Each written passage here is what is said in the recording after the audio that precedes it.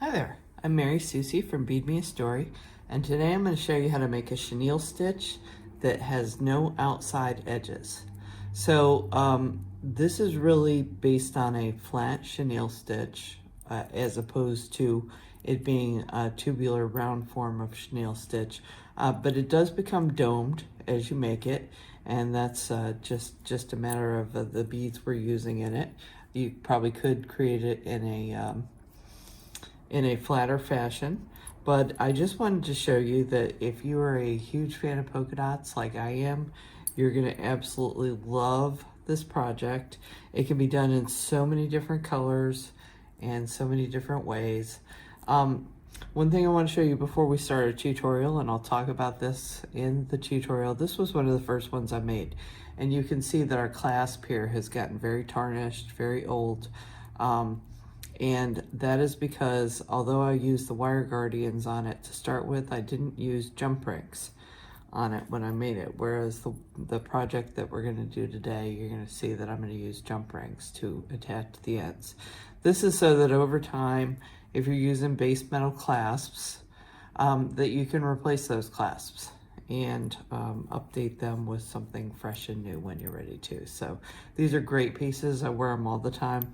I think you can probably tell that this has been about my favorite project and seed beads that I've ever done. I absolutely love this. Once you learn to do it, it goes along very quickly. I would say it probably takes about 3 to 4 hours to make this in a size 6 seed bead, and it probably takes I'd say 4 to 6 hours to make it in the size 8. So not a really long project, but definitely a very fun one. So let's go ahead and get started. Okay, so in these first steps, we're just forming a ladder stitch. So I'm gonna pick up, there's gonna be 2 beads in each row. So I'm gonna pick up 2, and then I'm going to pick up 2 more. Okay, and I'm gonna leave I wanna leave a really long tail for this project. The reason we're gonna leave a really long tail is because we're gonna need to apply some wire guardians on this end. So leave that, nice and long, probably a good like 12 inches or so for yourself.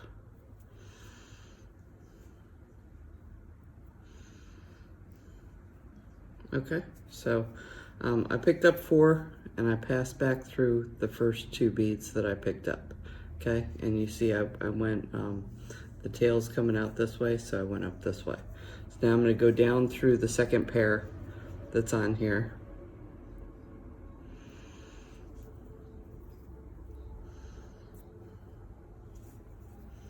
Okay, and then pick up 2 more.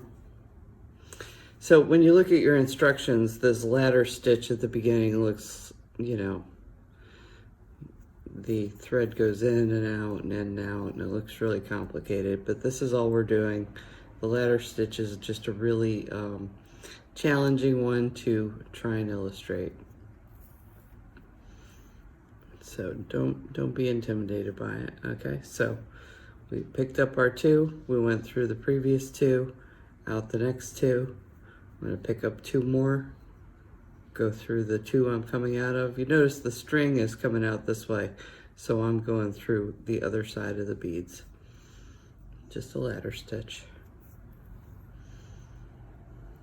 Okay, and then back down through the 2 that I just added.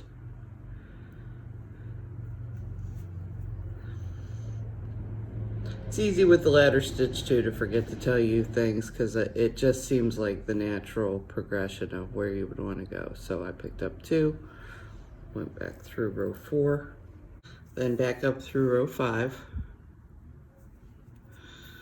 And then finally we're going to grab our last pair, and then we can really get started with this project. Okay, so this is 1, 2, 3, 4, 5, and we're doing 6 right now. Okay, and I'm going to pass down through row 6. Okay, so now we have 6 rows of 2. Okay, and these are just ladder stitch, so we can reorient our needle to wherever we want it to be. So what I'm going to do this time is I'm going to go back up through just this 1 bead here in row 5, and I'm going to come out of it. and then I want to go back up out the top bead in row 6. Okay, and this is going to allow us to start doing our weave. Okay, so now to begin our chenille stitch, we're going to pick up 2 beads. Okay, we're going to pass down through row 5. Now, if you want to, you could just go down in this row through one of the beads, but I prefer to go back down through both beads because I just think it leaves a smoother weave in the end, but just to give you some options. Okay, so here's our 2 that we just picked up. So we're starting to form, this would be like a herringbone weave. We're starting to form that. So I went down through row 5, coming back up out of row 4. I'm going to pick up 2 more. I'm going to go back down through row 3.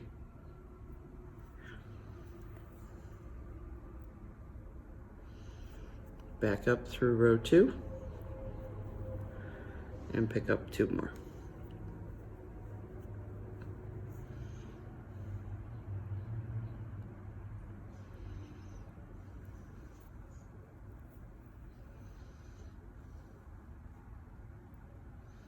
Okay, so once again, this leaves us in a precarious position because we're not coming out of one of these beads at the top. So once again, what I'm going to do is I'm just going to go through the first bead in row 2, okay, through there, pull my thread up, and then I'm going to come back up through the second bead in row 1 and through the new bead that I just added. Okay, so that's going to set me to come across from left to right. I'm all set up for this now. Okay, so now we're going to start using our drop beads, and this is where this starts getting really fun, and we're going to start adding our polka dots, and the world is good. Okay, so pick up 1 polka dot bead. Now if you want to, because if you're right-handed, it's easier to go from right to left. While you're working from this side, you can flip it over, and I'm going to do that, okay, just to make it easier on myself.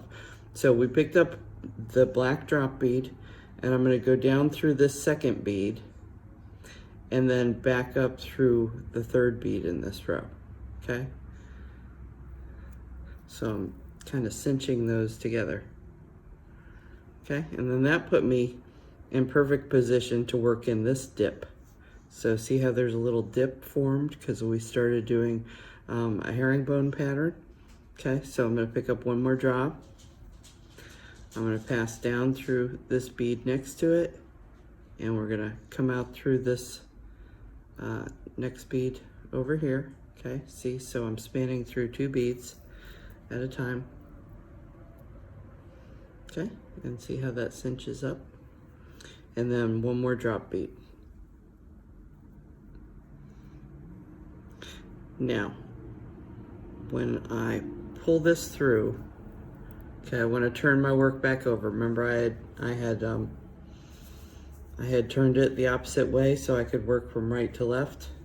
So now that I have turned this the opposite way, this is my first turn.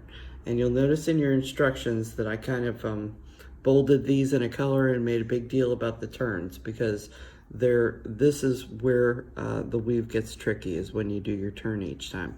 So for this first turn, we're just going to pick up 1 bead. I'm going to pass through the drop bead.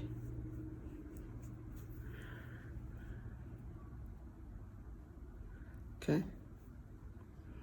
And if you want to, you can kind of pull out here and make sure that this is this bead and the row down here, the string is tight.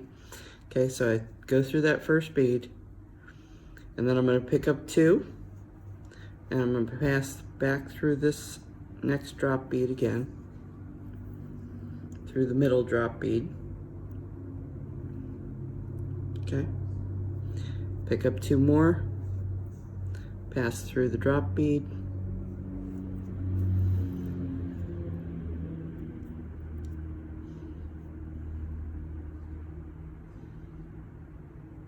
Okay, and then I'm going to pick up one bead on the end. Again, we're on the end. We're going to have to deal with a weird turn. Okay, so on this turn, what I want to do is I'm going to come back up through this white bead that's sitting underneath my drop bead. Okay, and I'm going to come back up through, not only going through this white bead down here, coming back up through the drop bead, and I want to land right here coming out of this white bead. So you can see I've got two pairs of white beads in the row that I just added. So that's where we want to be coming back out of. So let me, I'm going to flip this over so you can see it a little bit more easily. So I'm going through the white bead, through the drop bead, and back up out of this, back up out of this first white bead in the pair of white beads. Okay, now this is just kind of hanging down here. I want to prop it up just a little bit. We're going to take care of these two beads that are just hanging willy-nilly off the end, but we have to come back across in order to do that. But if you push them up, you can see that we've got our three little daisies now. Okay, so we're coming out of here. It's time now for another drop bead. So you'll start to notice that we're going to do seed beads and drop beads and seed beads and drop beads. Okay, so I'm doing a drop bead and it's going to set between these two beads. So when I pass through this bead, I also want to pass up out of this bead here so that we can add another drop right into here. Okay, so I'm going to pass through two beads here. So I'm going through the top of my daisy.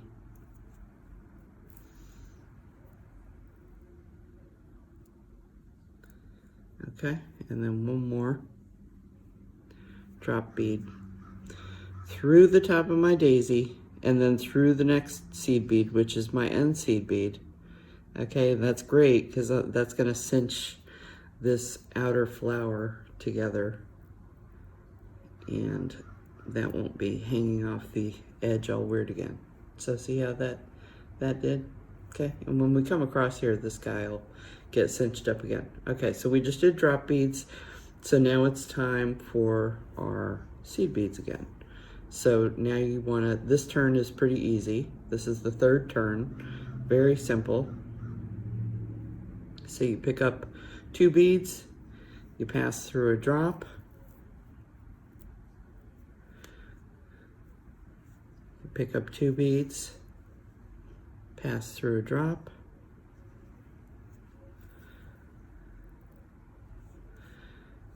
pick up two beads, oh, and we don't have a drop. Okay, so now this is turn number 4, and this is the most complicated one to do. Okay, so what I want you to do is, to finish this row, see we've got two seed beads, we want two seed beads. I want to come from the outside to the inside of this white bead, and I'm going to also pass through the drop bead at the same time that I do this. Okay, so see how it's coming out of the drop bead, my needle is? So we're passing through this outer white bead as well as the drop bead.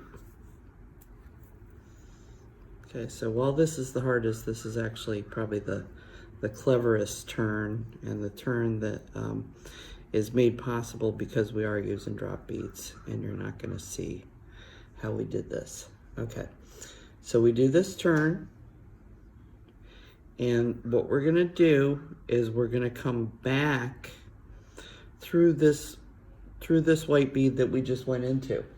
Okay, so we just passed through this white bead and this black bead, and we're going to turn right back around and pass through this white bead again. So we did a U-turn. Okay, so U-turn on step 4, and see how that cinched? Now we have 3 perfect daisies down here. Okay, and then we're going to start this again. So if you remember when we started, when we did the 3 across from the left, okay, if you want to, remember you can flip it to the back side to do this. I think this time I'm going to go across and just show you. So we've kind of completed our first pattern. So now we want to start our next group. So this is where we started our 3 drops, because we just added seed beads last row, if you remember. Okay, so I picked up a drop, I passed through this white and this white on the other side of the drop. I'm going to pick up another drop. Be discerning about your drops. Okay, go through this one and the one on the other side of this daisy. Okay, through 2 white beads, because that's going to cinch them up, cinch them together. Okay, and then one more drop.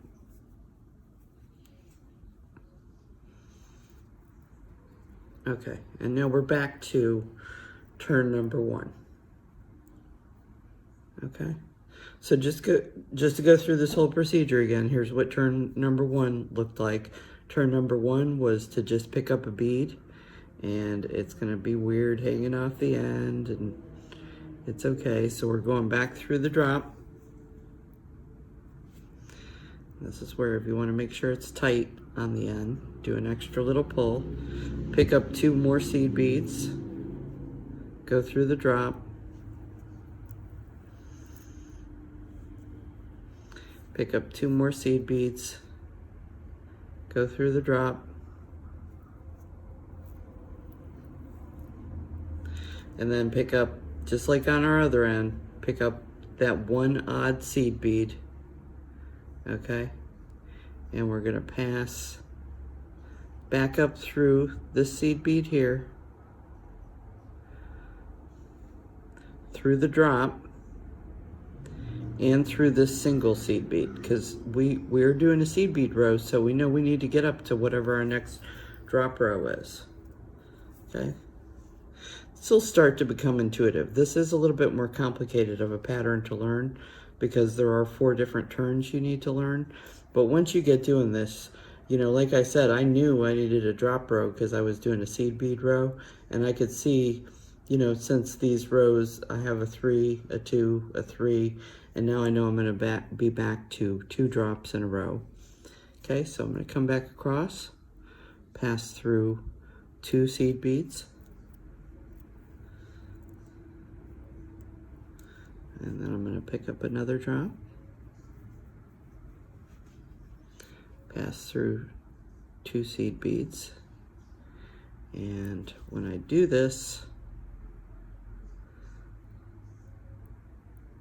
this is going to cinch up my little end piece, okay, on this little end daisy. Now we know we're back to seed beads again, so I'm going to pick up 2 seed beads,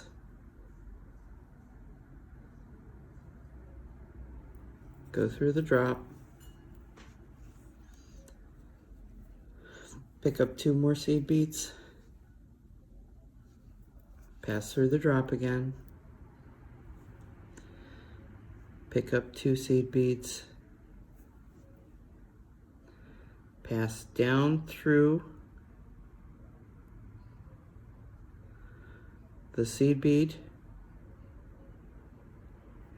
and the drop bead,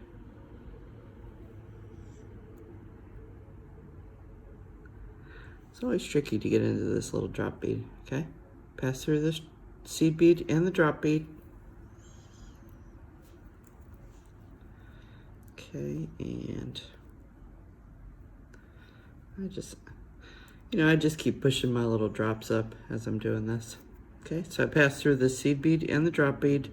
This is where I'm going to swing a U-turn, come back out through my bead, and then I'm going to pass through the first seed bead in this top row. Okay, and we're ready to start adding drops again. Okay, so you can see that we're going to have 3 drops. So also too, the thing to remember is every time you're picking up drops, you're passing through seed beads, and when you're picking up seed beads, you're passing through drops in that row. Okay, so I'm just going to come back across. This seems to be the row where everything gets locked up pretty nicely after we do that U-turn. Okay, pass through 2 seed beads.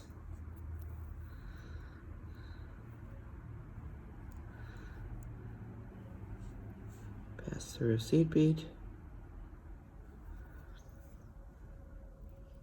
Okay, and then we're ready for our first wonky little end piece, seed bead to go here, and of course the one on the other end will be. So we're starting through our turns again, in other words. 4 different turns. These are very well illustrated for you, but I'm hoping that the video is going to help you even a little bit more to understand this pattern. So let's just continue with the pattern until you have the full length of the bracelet, and then I'll show you how we're going to finish it.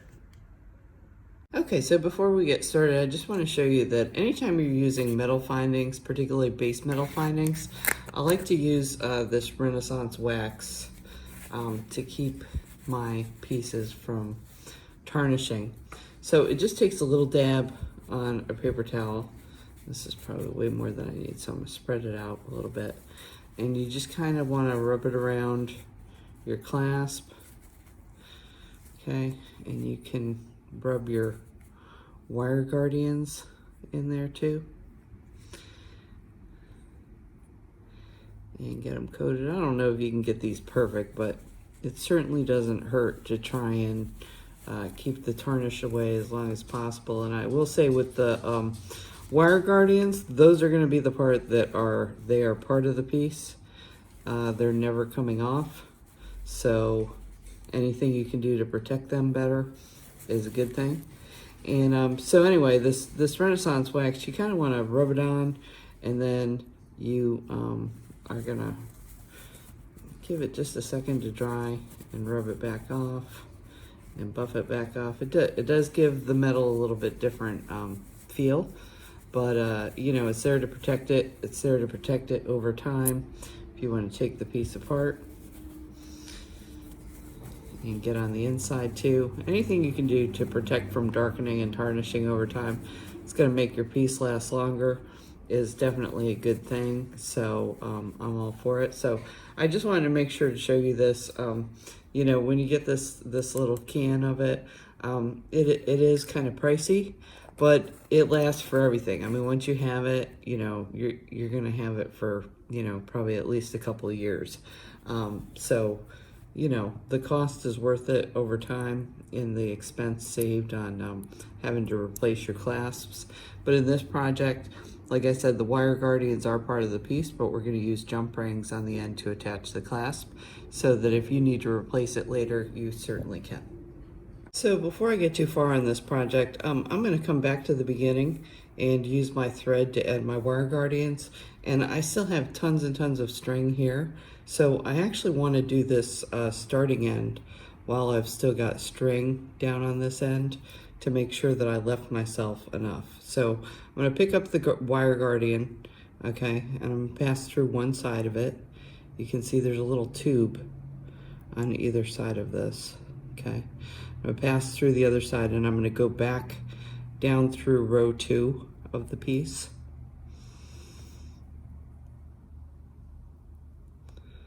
Okay, and then I'm gonna come back up and go ahead and double this. Might as well do our parts all in once. So I'm gonna come back out through here. And then just a reminder, these are size 8 seed beads, so you're not gonna have any problem with the holes going back through this many times. It's got plenty of a hole. Okay, down through the second.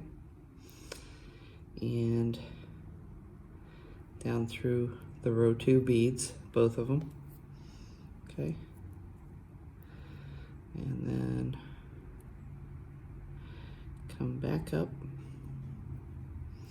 through row 3, pick up a wire guardian, pick it up on one side of it. Okay. Pass back down through row 4,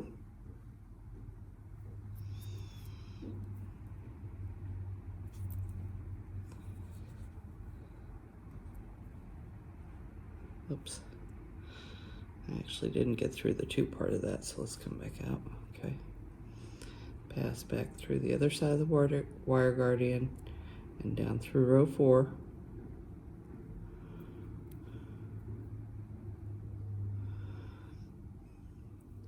Then come back up through row 3, through the wire guardian, and row 4. And I can see here that I am a little worried that I'm going to run out of thread and not have enough thread to knot with. So I am going to need some of this to come back up. So I'm going to go ahead into the piece and start tying this off. And that's fine that it only caught 2. You know, like I said, I had the string and I planned early for this because I knew as I was shooting the video I probably didn't leave enough thread on the end. So you can always bring in, you notice I brought in a second needle. This is my working needle over here. So I brought in a second needle to go ahead and do this knotting off part so that I could see if I had left myself enough to work with, which I did not. So okay, so I'm just, you know, doing knots, working my way through the pattern of the piece. Okay, and then I'll cut this off on the outside. But ultimately, I'll probably do a few more rows, and then I'll work my way back down and add this final wire guardian with this thread before starting another thread. And the other nice part about that is when I end this thread, it'll be way down in here. So when I start a new thread and need to form knots up here, that'll be okay to do because I won't have been creating knots next to my little tiny drop beads, and that's gonna leave me a little bit more room to work with. Okay, so I'm really happy to say that I've finally reached the end, and I just want to point out that we want to finish with the 3 polka dots just like we started with. This is the reason we want to make sure to end on one of these rows. Okay, and I'm going to add in this final row of white, and unfortunately this is the wonky row where we have the little end pieces still hanging off, but that's okay. We're gonna deal with it. So we got our 1, 2 in between the drops, 2 more in between the drops,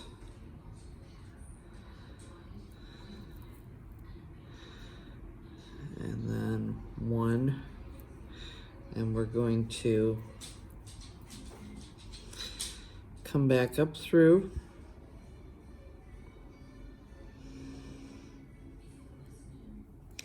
this outside one only. Okay, and so let's take a look at where we want to be. So this is where normally we would go, where we would want to add 2 dots. So I'm going to follow that. Just wanted you to see the thought process here, because as we add our final row, it's totally okay if we start here and go to here. Okay, so I'm going to pick up 2 white seed beads and then 2 more.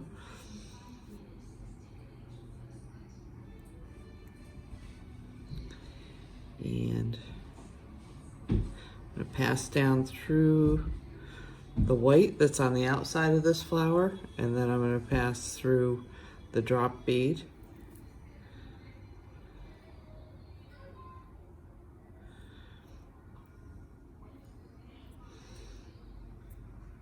Okay. And then I'm going to actually come back across here, come up. Doesn't really matter how you do this this last row, just so long as you get this flower locked into place. Now this time I came down through the 2, I'm gonna go up and add my wire guardian, but one of the things you wanna make sure to do is link these two rows together. So they have to be linked. Okay, so let's add our wire guardian.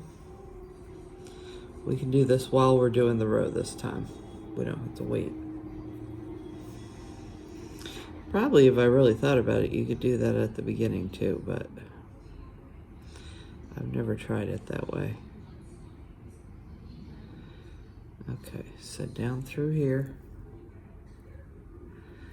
Make sure that when you're using wire guardians that that thread is sitting securely within the wire guardian. And I'm going to go back up again.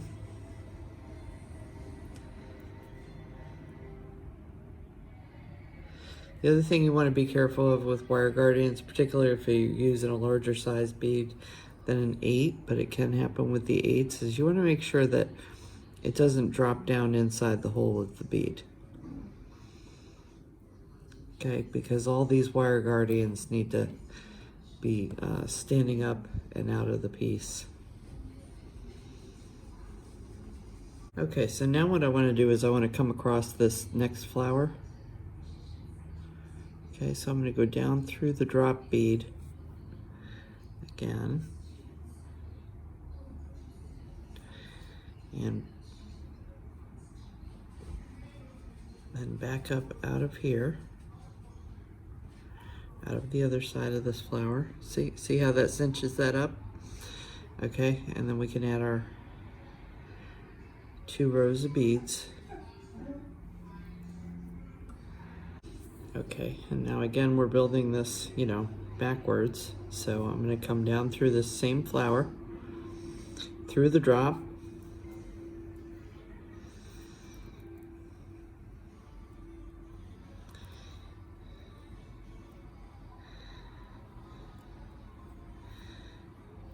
and back up out of the top of the flower, and then through the 2 beads that we just added at our wire guardian.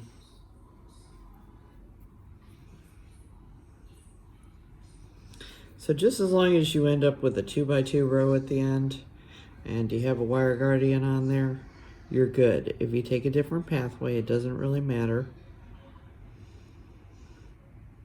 Okay, and then if you remember on this one,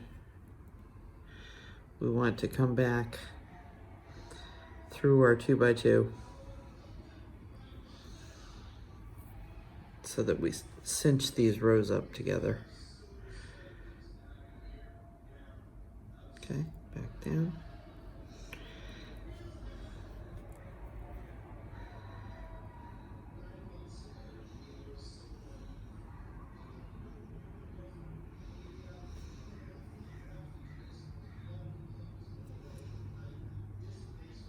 Okay, I'm going to go back down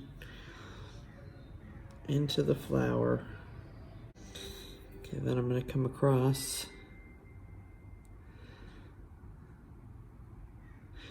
down and across this flower that's below it. Ultimately, I want to end up on the far outside this time. Oops.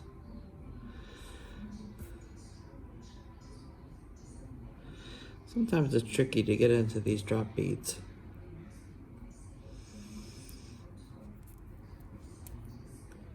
Okay. And then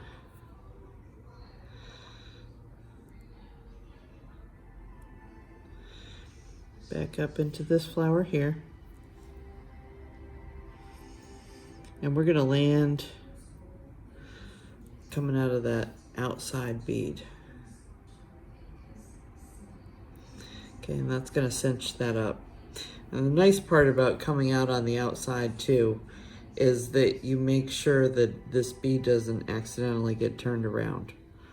Okay, so for our last row, pick up our 4, go back down through our flower again,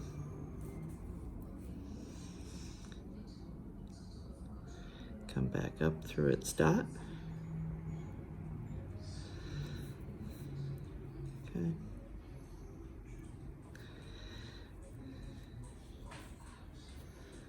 and up to our wire guarding. Okay, so now we'll pass down through this last row and secure this last wire guardian into the piece. Okay, and then just like before, we want to come across these two and go back down through. Now, I am severely running out of thread at this point. So what I think I'm going to do is I still need to come across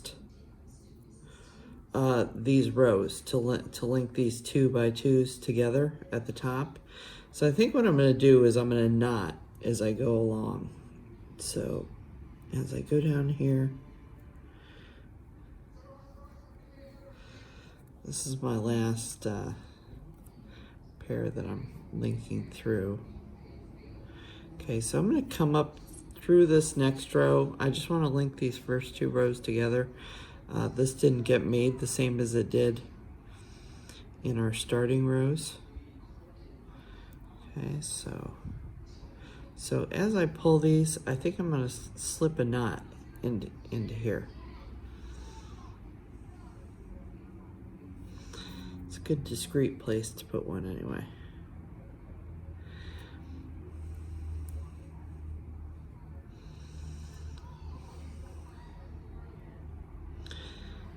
Okay.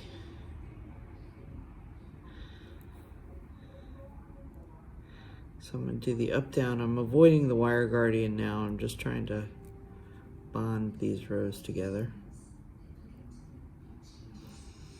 to finish this off.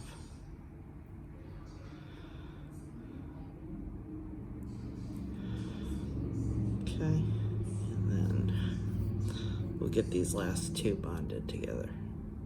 Okay, so now we have the whole thing finished. You'll notice that I do have my little strings. I like to leave them a little long so I can go burn them all off. So I do want you to burn everything off, but I want to go ahead and show you how to apply the clasp. And this is part of the reason why I use wire guardians.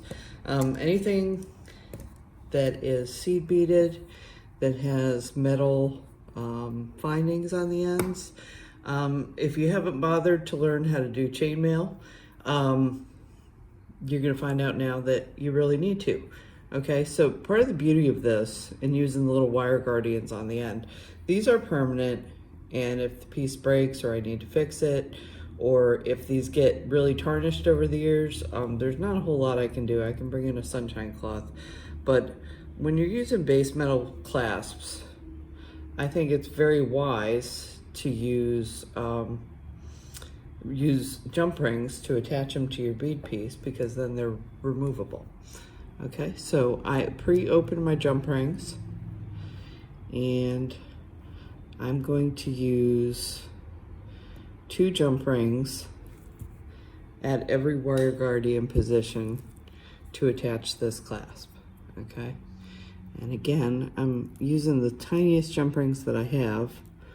I want to use something very small.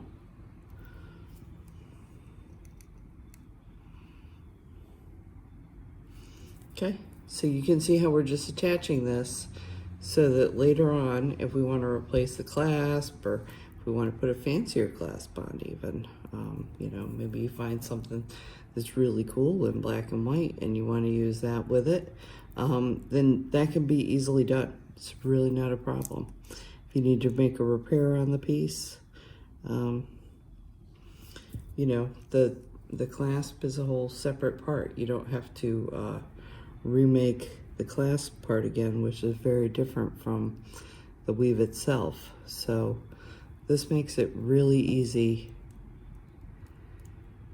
to make adjustments in the future. The other thing too is if the piece is a little big or small for someone, there's a couple things that you could do. You could actually change the clasp that you're using and use a wider clasp. And that's probably the best solution if it needs to be a little bit bigger. But you could also add some rows of jump rings, you know, add actually maybe even a little chainmail on the end. I don't really want to have to do that, but I'm just showing you here that at least changes could still be made. Whereas had you woven the thread through the clasp, as I see so many people do, then you can't go back and you can't fix it. Okay, so I'm going to bring this edge around and I'm going to add these on, and then we'll be all finished.